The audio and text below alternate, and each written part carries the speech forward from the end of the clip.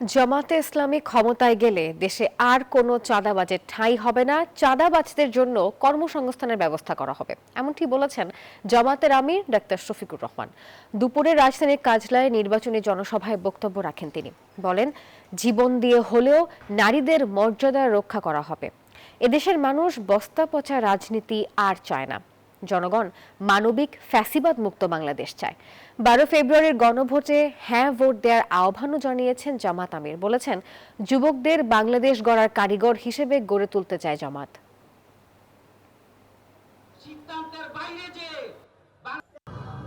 আপনারা কেউ চাঁদাবাজের ভাই হইতে রাজি আছেন? পিতা হতে রাজি আছেন?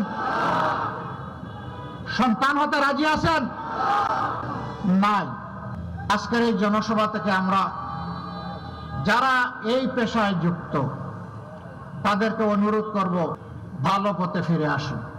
আমরা আপনাদের হালাল রুজির জন্য জায়গা করে দেব ইনশাআল্লাহ।